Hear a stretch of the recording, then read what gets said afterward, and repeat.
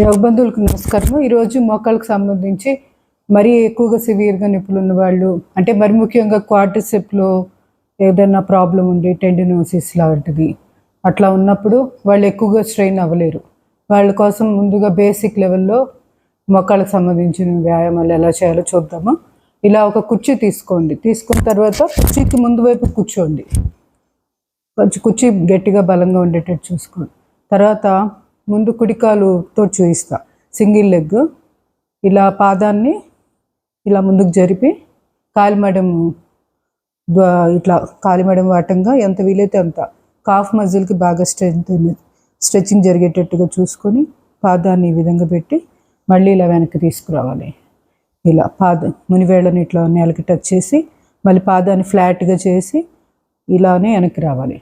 మళ్ళీ ఇలా ముందుకి ఇట్లా 10 times చేయాలి. అలాగే ఎడమ కాలుతో కూడా ఇట్లానే సేమ్ ఇలా చేస్తూ ఉండాలి 10 times. చైర్కి ముందు వైపు కూర్చున్నప్పుడు మాత్రమే ఇలా పూర్తి స్థాయిలో కాఫ్ మజిల్ని మనం స్ట్రెచ్ చేయగలుగుతాం.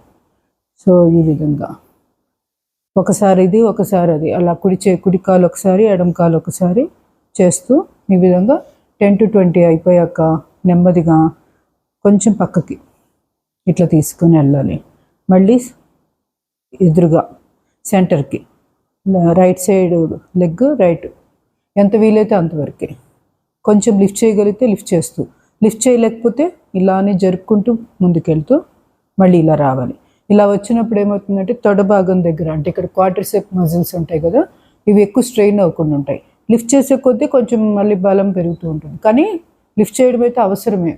స్టార్టింగ్ స్టేజ్లో మాత్రం ఇలా జరుపుకుంటూ ఇట్లా ఫ్రంట్కి మళ్ళీ సెంటర్కి వచ్చేస్తూ ఇలా సైడ్ వేస్కి జరుపుతూ చేయాలి. అలాగే లెఫ్ట్ లెగ్తో కూడా చేద్దాం.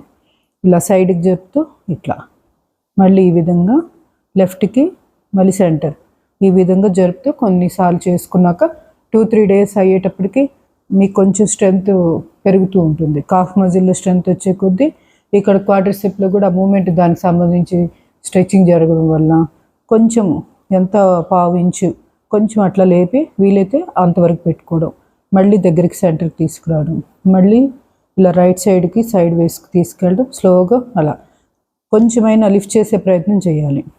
లెఫ్ట్ లెగ్ కూడా అట్లనే ఇలా తీసుకెళ్ళడం, సైడ్ వేసు మళ్ళీ సెంటర్కి తీసుకురావడం, ఈ విధంగా చేసుకోవాలి. సో మరి ముఖ్యంగా ఈ మోకాళ్ళకు మాత్రం ఈ స్ట్రెచ్చింగ్ చాలా చాలా బాగా యూజ్ అవుతుంది. వీలైతే ఇది 3 పూట్ల కంపల్సరీగా ఎక్కువ సార్లు నెంబర్ ఆఫ్ టైమ్స్ మీరు స్ట్రెయిన్ అవ్వకుండా రిపిటేషన్ ఎక్కువసార్లు చేసుకుంటూ అలాగా చేయాలి. తర్వాత ఇలా చేతులు కట్టుకొని లిఫ్ట్ నిలబడడం, మళ్ళీ కూర్చోవడం, ఎక్కడ కూడా సపోర్ట్ లేకుండా నిలబడడం, కూర్చోవడం, ఇట్లా చేస్తూ ఉండాలి. ఇది కూడా చాలా చాలా బాగా హెల్ప్ అవుతుంది. సో ఇది తర్వాత ఇంకా కూడా కాలుని ఇట్లా ముందుకు చాపి లిఫ్ట్ చేయగలిగితే ఈ మాత్రం లిఫ్ట్ చేసి కాసేపు ఉండడం, పాదాన్ని ఇట్లా ముందుకి వెనక్కి, ఇక్కడ యాంకిల్కి కూడా ఎక్సర్సైజ్ చేస్తూ ఉండొచ్చు. ఒకవేళ ఇంతసేపు మేము లిఫ్ట్ చేయలేమనుకుంటే ఒక చైర్ ఎదురుగా కూడా పెట్టుకొని ఆ చైర్ మీద మీ కాలు సపోర్ట్ పెట్టుకుంటూ అక్కడి నుంచి కొంచెం లేపి ఇలా పల్స్ లాగా ఇవ్వడం, ఇట్లా కూడా చేయొచ్చు. అట్లానే బోత్ లెగ్స్ ఈక్వల్గా ఎక్సర్సైజ్ చేసేటట్టు చూసుకోండి. ఇలా యాంకిల్కి మూమెంట్ ఫార్వర్డ్ బ్యాక్, మళ్ళీ సైడ్ వేసు రొటేషన్, ఇట్లా ఈ విధంగా చైర్లోనే కూర్చొని లెగ్కు సంబంధించి ఇప్పుడు ఇట్లా మనం యాంకిల్ రొటేషన్ ఇస్తున్నప్పుడు కాఫ్ మజిల్ వీటన్నిటి మీద ఇండైరెక్ట్గా ప్రెషర్ పడుతూనే ఉంటుంది. సో ఈ విధంగా చేసుకుంటూ ఉండాలి. ప్రస్తుతానికి ఇంతవరకు చేసుకుంటే తర్వాత మిగతావి చూద్దాం, తర్వాత నెక్స్ట్ ఏం చేయొచ్చు అనేది. ధన్యవాదాలు. అలాగే ప్లాంటర్ ఫేసైటికి సంబంధించి కొన్ని చిన్నవి చెప్తాను, చాలా ఇంపార్టెంట్. ఇలా కూర్చున్నాక పాదంని ఇట్లా ఎడమ పాదాన్ని కుడి తొడ మీద పెట్టేసి ఈ విధంగా గుప్పిడి బిగించి ఇట్లా తీసుకోవచ్చు. లేదా బొట్టన వేళ్ళని ఇట్లా కాలిమెడం దగ్గర పెట్టి ఇట్లా పైకి, కింద నుంచి పైకి పాదాన్ని బాగా ఎక్స్పాండ్ చేస్తూ ఈ విధంగా వెళ్ళాలి. మసాజ్ చేసుకోవాలి ఈ విధంగా. అలాగే అడ్డంగా కూడా వర్టికల్గా హారిజాంటల్గా ఇలా 2 వైపులా కూడా మనము మసాజ్ చేసుకోవాలి. ఇలా చేసుకోవడం వల్ల కూడా ప్లాంటార్ ఫేసైటిస్ అంటే పాదంలో చిక్కబెట్టినట్టు ఉండడం, టెండాన్స్ ఇక్కడ టెండాన్స్ ఉంటాయి, అవి స్టిఫ్గా అయిపోకుండా ఇలా రోజు చేసుకోవడం వల్ల చాలా ఫ్రీ అవుతాయి అన్నమాట. ఇంకా వీలైతే చేతి వేళ్ళని వెడల్పుగా చేసి కాలు వేళ్ళల్లోకి చొప్పించేసి ఈ చెయ్యేమో కాలు మడ యాంకిల్ కింద పెట్టుకోవాలి, యాంకిల్ జాయింట్ మీద ఇలా రొటేషన్ ఇవ్వడం, మళ్ళీ క్లాక్ యాంటీ క్లాక్ బోత్ డైరెక్షన్స్లో రొటేషన్ ఇచ్చి ఈ ఎడమ చేతితోటి ఈ విధంగా సపోర్ట్ తోటి పాదాన్ని వెనక్కి స్ట్రెచ్ చేయడం.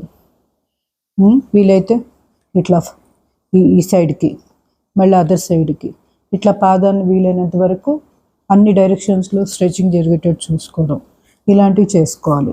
అలాగే రెండో కాలుతో కూడా ఈ మసాజ్ మాత్రం రోజు ఒక 5 minutes అట్లా నిద్రపోయే ముందు ఆయిల్ రాయండి, లూబ్రికెంట్ ఆయిల్ ఏదైనా రాసి ఆ తర్వాత మసాజ్ చేసుకుంటే చాలా బాగుంటుంది.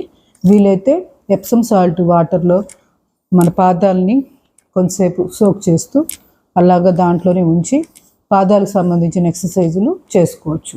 అవి ఎలాగా అంటే పాదాన్ని ఈ విధంగా నేల మీద చూపిస్తాను,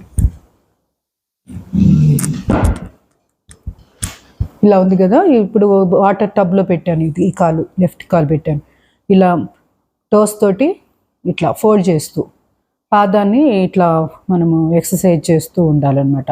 మళ్ళీ మిషన్ సూయింగ్ మిషన్ కుట్టినట్టు యాంకిల్ని ఒకసారి టోస్ మీద ఒకసారి పాదాన్ని ఈ విధంగా ఎక్సర్సైజ్ చేస్తూ సాల్ట్ వాటర్లో ఉంచి ఇట్లా ఎక్సర్సైజ్ చేసుకోవచ్చు. ఇలాంటివన్నీ చేయడం వల్ల కూడా ఓవరాల్ లెగ్ హెల్త్ అనేది